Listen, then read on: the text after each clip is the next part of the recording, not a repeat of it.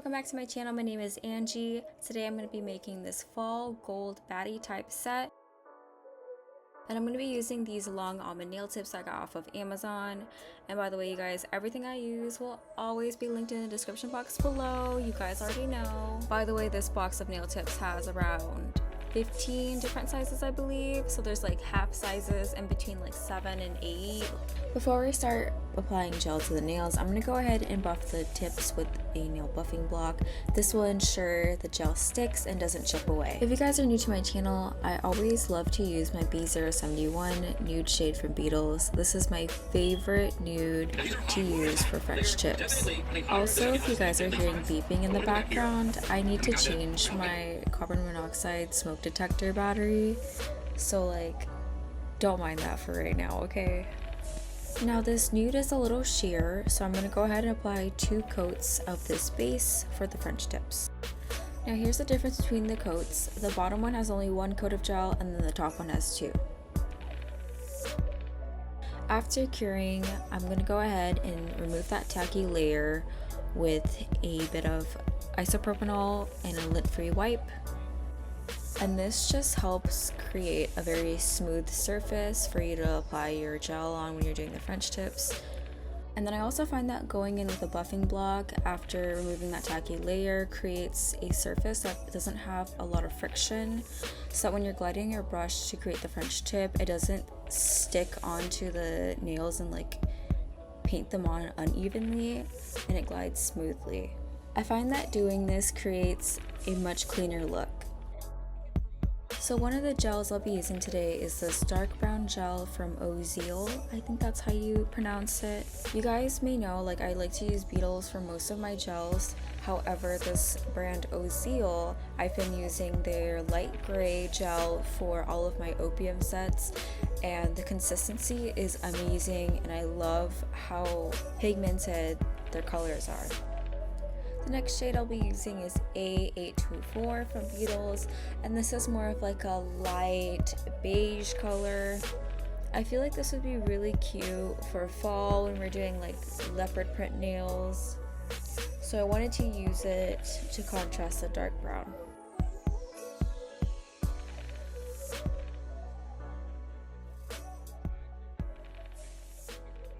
And after months, I finally bought myself a new set of nail brushes, and this is from Melody Susie. I think it was like under $10, so maybe it was like $8 or $9. And these brushes are a little better quality than my last set of brushes.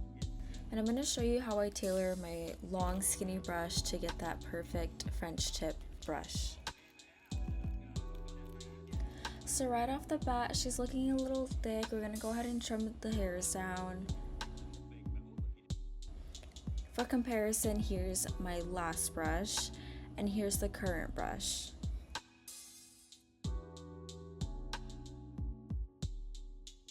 So before cutting, I like to fan out the brushes by flattening the hairs, so I know which bristles to cut. And honestly, I think I'm going to chop about half of the amount of hairs that are currently on the brush, just because it's a little thick and I really want to have a nice thin, precise brush. As you can tell, guys, this was long overdue. Just look at that buildup and how frayed the hairs are. Oh, so happy.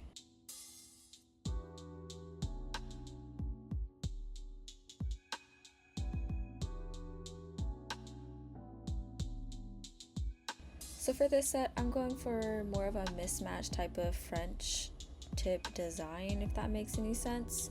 I was looking over on Pinterest and I decided to use this inspo. So for the middle finger, this is going to be a light beige French tip, and then I'm going to end up doing an aura around it, as well as adding a gold frame.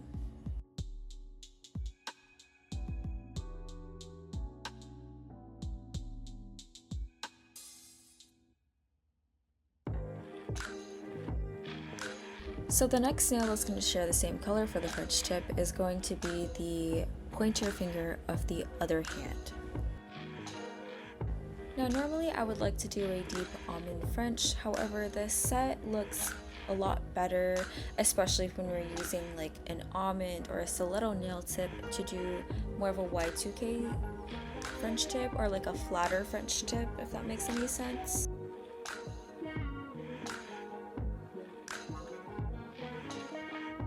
Now for the other middle finger, I'm using this dark brown gel to create a frame around the nail, and this will act as a base for the gold chrome to stick onto. Just make sure that after you cure it that the layer isn't super tacky, otherwise you'll end up with a chrome mess.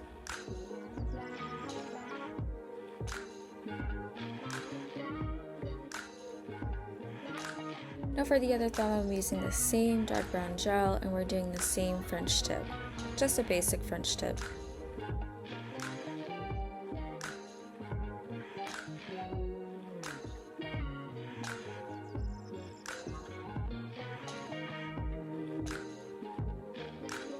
Now for one of the pinkies and one of the ring fingernails, I'm going to be using this Macart rhinestone gel glue to create 3D details on the nails.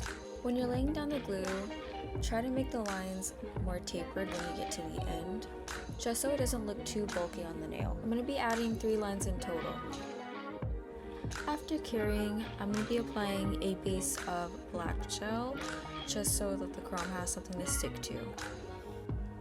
And then when you're applying your black gel over the 3D lines, you want to make sure it doesn't have like a buildup. So you're going to take your brush and sweep in between the crevices, just so that you have gel that cures properly.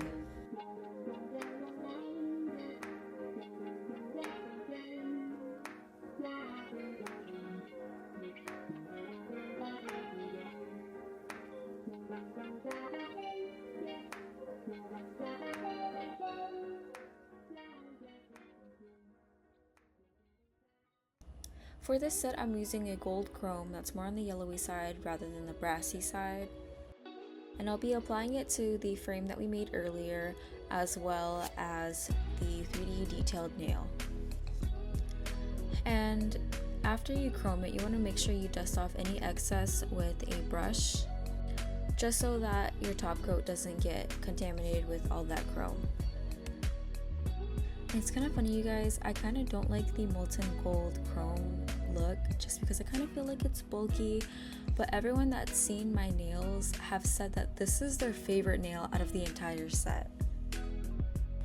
And now I'm just bringing out my airbrush to create that aura effect on the French tips. I mixed acetone and then the dark brown gel. And this will act as a base for both the gold frames and the tiger stripe French tips.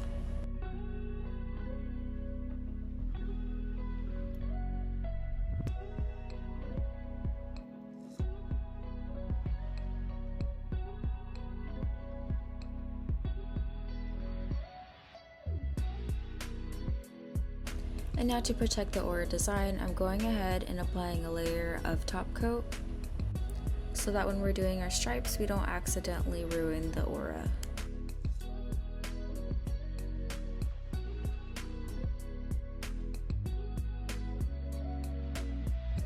By the way, you guys, if you like any of the sets featured on any of my videos, they're all listed in my Etsy, and that's linked below. And currently, I'm running a sale from September 1st to September 15th. You can take $5 off your set using code BACKTOSCHOOL.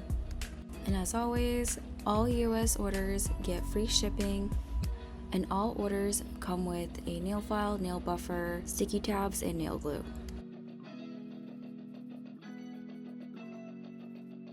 After curing the top coat, I'm buffing the surface with the buffing block again. This will make sure the designs will actually stick to the nail rather than chipping off.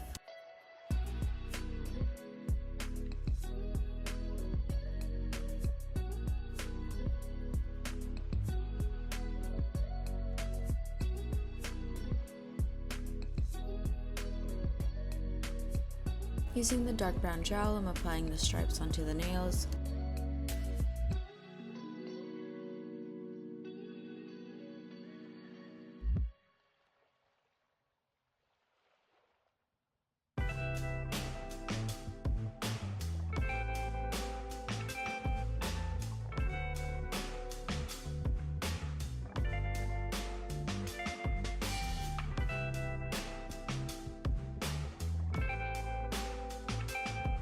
I'm sorry for being a little off camera, you guys. It was really hard to film at this angle. Now this set has two different types of corsets. Right now I'm making the one that extends all the way to the tip. To start, I'm creating a frame for the corset. And then about midway into the frame, I'm going to section it off with a curved line. And this will sort of create a corseted French tip, if that makes any sense. And you guys, this took me a while to do. This is all in 2 times speed. Since this part is taking a while, how are you guys doing? I know it's been like quite a while since I last posted. I think it's been about 4 months. And I've been so busy, that's why I haven't been able to actually upload a video for you guys. But now I have like 3 weeks before school starts, so I'm really hoping I can get these 5 videos that I've been just hoarding from you guys uploaded. And I'm also really excited for fall. It's been so hot lately, I just can't take the heat anymore, and I'm really excited for all of these pumpkin treats and everything.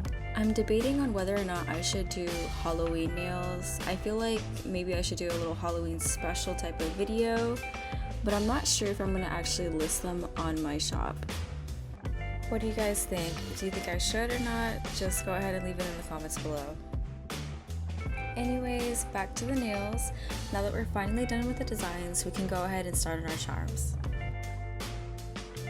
If you guys do nails, do you guys also feel like you just don't have enough charms? Because I've got a full drawer of charms and I still feel like I don't have everything that I need. Whenever I'm working with bulky charms, I like to use this pink tube of McCart Nail Glue Gel. I find that this particular formulation really adheres all of these bigger charms on. I find that the consistency is a lot thicker than the black tube.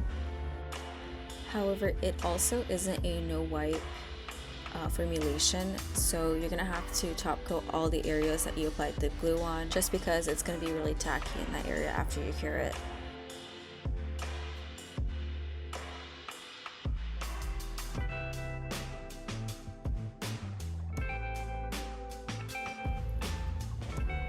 To decorate the corsets, I'm just using a box of clear rhinestones.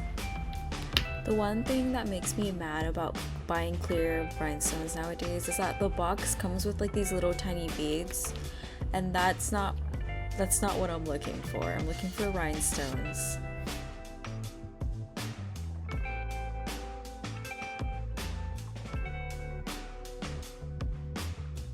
I ended up using 3 different types of gold crosses for this set. I really wish the charm had a little bit more going on. Instead of the raised portions of the cross, I felt like they could have added rhinestones. And now for the thumbs, I'm creating a necklace pattern. For the chain, I used a combination of both the gold beads and the rhinestones, and then finishing off with our last gold cross.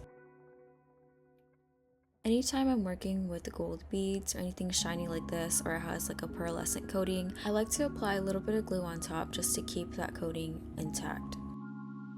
And the nails are almost done, now we just need a top coat. For the top coat, I'm using the same one as earlier in the video. This is the Beetles Extra Glossy No Wipe Upgraded Formulation. It's a nice affordable upgrade from their last formula. It has a much thinner consistency, and I find that chrome does not adhere to this formula. When using this top coat, I find that the nails stay a lot glossier, a lot shinier throughout multiple weeks. And here's what they look like after top coat.